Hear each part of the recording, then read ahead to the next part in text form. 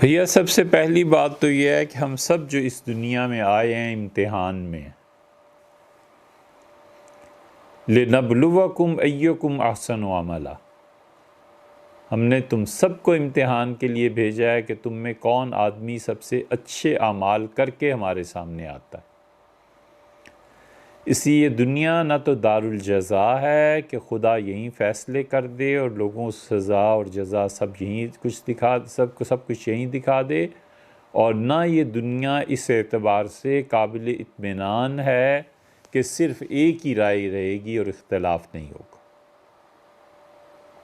شیطان اپنا کام کرتا رہے گا۔ اللہ نے فرمایا وَإِنَّ الشَّيَاطِينَ لَيُوحُونَ إِلَىٰ أَوْلِيَائِهِمْ، اور شیطان اپنے دلوں کے دوستوں میں ڈالے گا تاکہ تم سے وہ جھگڑیں، صرف بحث مباحثہ نہیں، لڑائیوں تک نوبت آ جائے۔ تو یہ دنیا ساری امتحان ہے، پھونک پھونک کے قدم رکھنا ہے،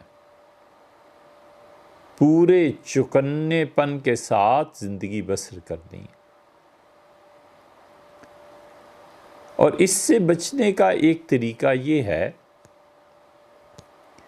کہ آپ تہجد کی دعا رسول اللہ صلی اللہ علیہ وسلم کی دیکھیں۔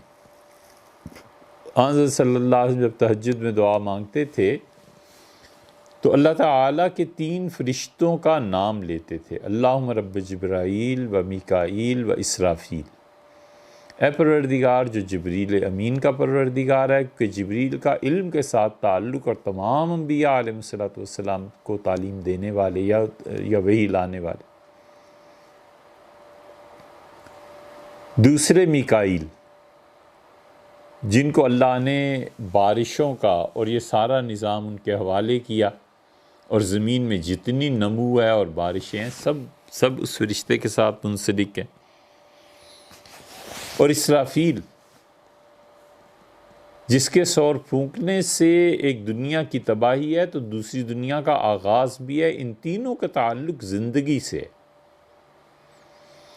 اسرائیل کا نام نہیں لیا، ان تینوں کا نام لے کے فرمایا کہ اے پروردگار جو ان فرشتوں کا پروردگار ہے، اہدنی لما اختلف فیہ، اللہ جس چیز میں لوگوں کا اختلاف ہو مجھے ہدایت پہ رکھ۔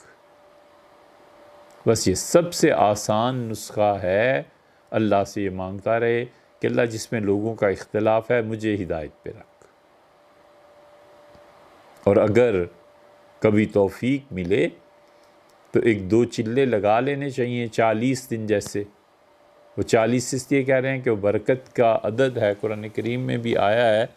تو آدمی جب بھی کسی پرسنالٹی کے بارے میں ہو کہ کہیں تعلق رکھنا ہے نہیں رکھنا، رہنا ہے نہیں رہنا، اس کے عقائد و نظریات کیا ہیں، تو ایک کام تو یہ کرتے ہی رہنا چاہیے۔ ایک تو احتیاط کرنی چاہیے خود سے، دوسرے یہ کام کرتے رہنا چاہیے کہ اللہ یہ چیز اس شخص کی اللہ سے درخواست کرنی چاہیے کہ مجھے آپ تک آنے میں کوئی نہ کوئی آدمی درکار ہے، آپ میری رہنمائی فرما دیں کہاں جاؤں بس۔ اور اس کے باوجود جہاں آپ کا جی چاہے اور رہنمائی اللہ کی طرف سے وہاں نہ ہو رہی ہو تو اس کو حقیر نہیں سمجھنا چاہیے۔ بھئی آپ کو اس کی طبیعت کی مناسبت نہیں ہوگی، کوئی اور وجہ ہو گئی ہوگی۔ ہمارے بزرگوں میں بہت سے ایسے تھے، حضرت مدنی رحمۃ اللہ سے ہزاروں لوگ بیعت ہوئے۔ حضرت تھانوی رحمۃ اللہ سے چند بس ایک مخصوص حلقہ تھا جہاں حضرت رحمۃ اللہ علیہ رہے۔ ان کا میرے پاس وقت ہی نہیں ہوتا، میں اپنے علمی کام کروں کہ تمہاری تربیتیں کروں۔ یہ نظریہ ہی نہیں ہونا چاہیے کہ میرا رجحان فلاں طرف ہے اور خدا کی طرف سے فلاں طرف کو رہنمائی کی جا رہی ہے، تو لہٰذا اس میں کچھ بھی نہیں، یار کمی ہے نہیں ہے، آپ کو اس کا حساب تھوڑی دینا، آپ جانو آپ کا کام جانو۔ اس لیے اللہ سے دعا مانگتے رہنا چاہیے، یہ دوسرا طریقہ ہے۔ اور اگر اس میں بھی صحیح جگہ نہ پہنچا تو قیامت میں اللہ سے کہہ تو سکتا ہے نا کہ میں نے تجھے مانگا تھا، اب آپ نے جو فیصلہ فرمایا اب میں کیا کروں۔ علامہ اقبال نے کہا ہے نا،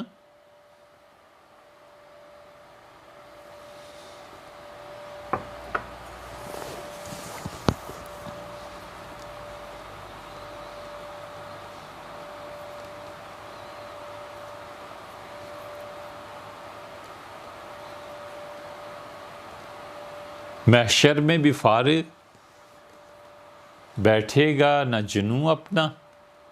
یہ مصرع پھر دیکھنا چاہیے. محشر میں بھی فارغ بیٹھے گا. ہاں ہیں کیا کہا؟ محشر میں بھی بیٹھے گا فارغ نہ جنوں اپنا، یا اپنا دامن چاک یا دامن یزداں چاک. تو اس لیے کچھ تو آدمی بولے گا نا کہ جی میں تو مانگتا رہا ساری عمر پیٹتا رہا اسی بات کو جو آپ کے اور یہ ہو نہیں سکتا کہ بندہ مانگے اور اللہ نہ دے، بندہ دستک دے اور خدا دروازہ نہ کھولے. یہ دو باتیں ہو گئیں. تیسری بات یہ ہے بھیا کہ یہ بعض لوگ جو اپنے اپنے فیلڈ میں تھے، ہم کبھی بھی اس سے نہیں الجھے. ہندوستان کے ایک صاحب ہمیشہ عیسائیت کے رد میں اس میں کرتے رہے، ڈاکٹر ذاکر نائک صاحب. بس ٹھیک ہے، کر رہے تھے ہندوؤں میں فلاں میں فلاں میں. جب انہوں نے اپنا میدان چھوڑا اور فقہ میں آئے تو پھر انہوں نے بہت غلطیاں کی. پھر تاریخ میں آ گئے، پھر کربلا میں آ گئے، پھر یزید کی حمایت اور یہ اور وہ، اور پھر سیدنا حسین ابن علی رضی اللہ عنہ کی مخالفت. اگر وہ اپنے ہی فیلڈ میں رہتے تو ٹھیک تھا.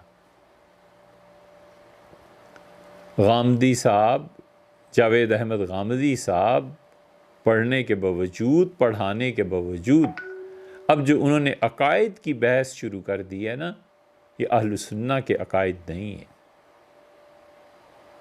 ان کا یہ موقف خاص طور پہ کہ صرف 5-7 چیزوں پہ ایمان ہونا چاہیے، اللہ تعالیٰ پر، اس کے رسولوں پر، فرشتوں پر، قیامت پر، والقدر اور تقدیر پر علیہ السلام. بس ان پہ ایمان کافی ہے اور نجات ہو جائے گی. اور عقیدے کی باقی وہ چیزیں جس کی بنیاد متواتر احادیث ہیں، جس کی بنیاد اہل سنہ کے نزدیک پوری طرح وہ عقائد ثابت ہیں، ان کا انکار کرنا یہ کوئی معمولی چیز نہیں. اور ہمیں جس بات پر زیادہ افسوس ہوتا ہے اور کبھی کبھی بعض الفاظ بے قابو ہو جاتا ہے بولنا بھی، سیدنا مسیح علیہ السلام کی آمد ثانی کا انکار کرنا اور ان کا انتقال، کہ ان کا انتقال ہو گیا. یہ کس کا عقیدہ رہا ہے؟ امت میں پچھلوں کا بھی عقیدہ یہ رہا ہے. اور جب کوئی پوچھو کسی سے، وہ کہتے ہیں جی ہمیں کتاب و سنت سے براہ راست لینا ہے، ہمیں تو کسی کی بات سننی نہیں. تو یہ اب تک کی پوری امت گمراہی میں رہی. انہوں نے کتاب و سنت کو نہیں سمجھا.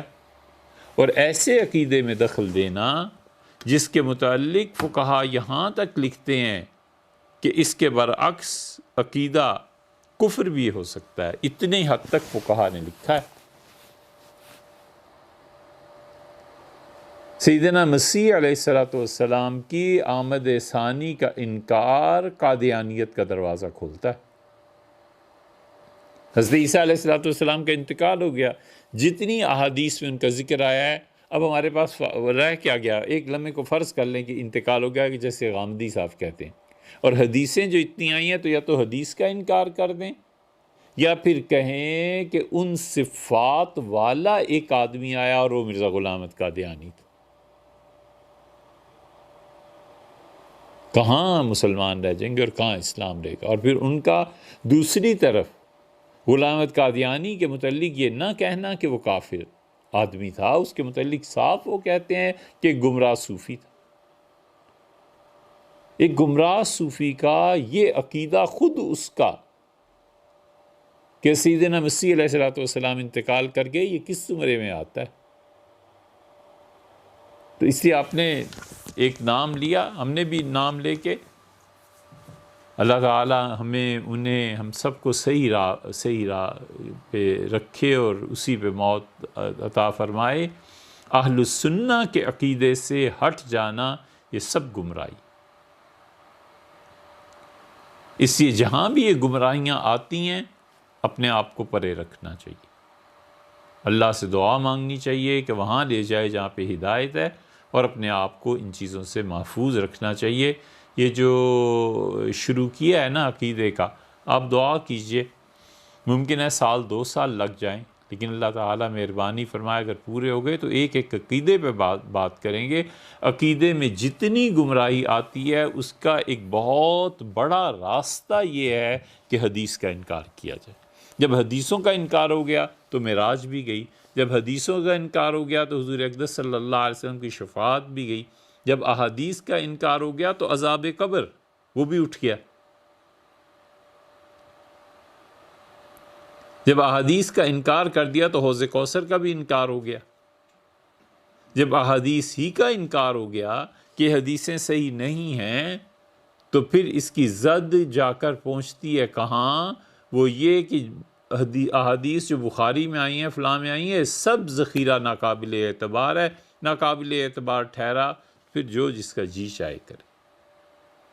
معتزلہ میں سب سے بڑی خرابی یہی تھی کہ وہ حدیث کا انکار کرتے تھے. اب حدیث کا اقرار کرنا کہ رسول اللہ صلی اللہ علیہ وسلم یہ کہا ہے وہ دھوکہ کیا ہے؟ وہ تاریخی چیزوں کا اقرار کرتے ہیں اور جن چیزوں پہ عقیدے کی بنیاد ہے اس کا انکار کرتے ہیں. تاریخی چیزیں، خیبر فتح ہوا، آپ نے یہ فرمایا بالکل ٹھیک ہے، بدر میں یہ ہو رہا تھا. اب لوگوں کو جب ایسی حدیث سناتے ہیں تو لوگ کہتے ہیں یار یہ تو حدیث کو مانتے ہیں. ہم کہتے ہیں یہ حدیث کو تاریخ سمجھ کے مانتے ہیں، حدیث کو حدیث سمجھ کے نہیں مانتے. حدیث کی جو قانونی حیثیت ہے اس پہ مستقل گفتگو کی ضرورت ہے. ہم نے ایک مرتبہ یاد آتا ہے 20-30 پورے بیانات تھے کہ حدیث کی قانونی حیثیت کیا ہے. ہمارے نزدیک حدیث کی قانونی حیثیت کو ختم کر دینے کا مطلب یہ ہے کہ سارے ائمہ جو امت میں گزرے ہیں اور انہوں نے احادیث کی روشنی میں فتوے دیے ہیں سب ناقابل اعتبار ٹھہرتے. امام مالک کا کوئی اعتبار نہیں، باقی لوگوں کا بھی، امام ابو حنیفہ رحمۃ اللہ علیہ کا بھی کوئی اعتبار نہیں. تو یہ گمراہی ہے. انکار حدیث ان سب کا مشترکہ موضوع ہے کیونکہ حدیث ان کو روکتی ہے گمراہی کی چیزوں سے. تو حدیث نہ رہے بس ٹھیک ہے، پھر یہ سب خوش ہے. لیکن انشاءاللہ جمعے میں اللہ نے چاہا تو یہ چیزیں آئیں گی آہستہ آہستہ.